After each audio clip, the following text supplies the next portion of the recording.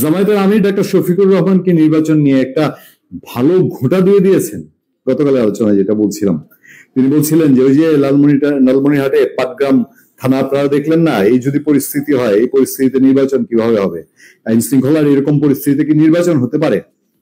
এই কথাটা বিএনপিকে কতটা বাড়ি দিয়েছে আমরা বলবো না, আপনারা একটু বিবেচনা করেন তো দেখি। আজকে যে যে রিয়েকশন আমার সামনে বিএনপির 3জন নেতার রিয়েকশন আছেন, ছোট্ট করে একটু শুধু ধরিয়ে দিই, বাদ বাকি বিবেচনা আপনাদের কাছে।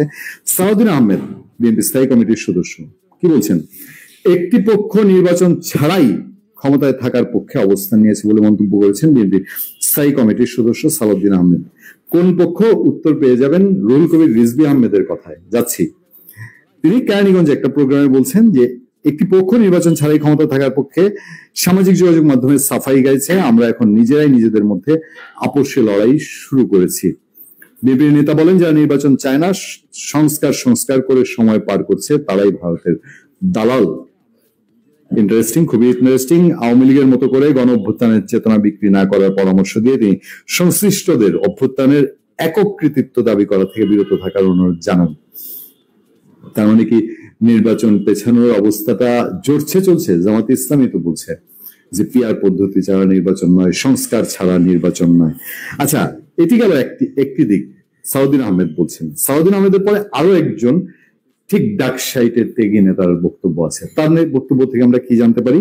তিনি বলছেন, বিএনপি আন্দোলনের নামলে নির্বাচন পেছানোর সাহস কারণ এই বলে মন্তব্য করেছেন দলটির স্থায়ী কমিটির সদস্য গয়েশ্বর চন্দ্র রায়।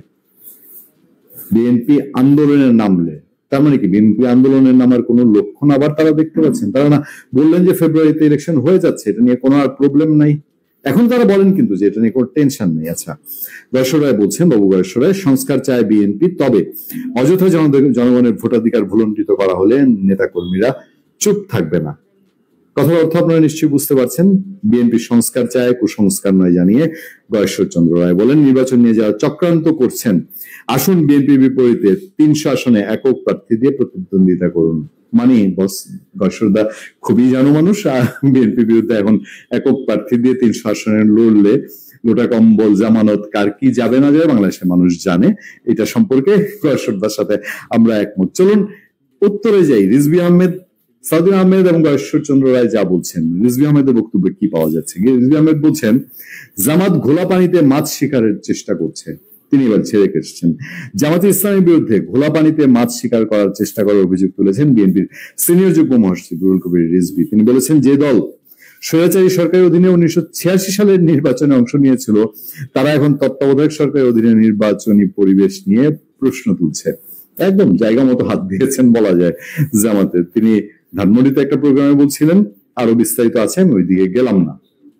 বিএনপি এই 3 নেতার বক্তব্য থেকে আমরা কি এমন জায়গায় আসতে পারি যে জামাত যে অবস্থানটা এখন নিয়েছে, জামাত সংস্কার ছাড়া নির্বাচনে যেতে চায় না, জামাত পিআর ছাড়া নির্বাচনে, পিআর পদ্ধতি ছাড়া নির্বাচনে যেতে চায় না, এইখানে বিএনপির সাথে যে বিরোধ, ওই যে ঐকমত্য কমিশন, ওই যে ডক্টর ইউনূস তিনি বলছেন সবাইকে ঐক্যে নিয়ে আসছেন, তাহলে এই ঐক্যমত্য কত দূর? চাচা ঢাকা কত দূর? দেখি না, একটু অপেক্ষা করে। ভালো থাকবেন, সুস্থ থাকবেন। আপনাদের সাথে আমি আতিক রহমান, পূর্ণিয়া।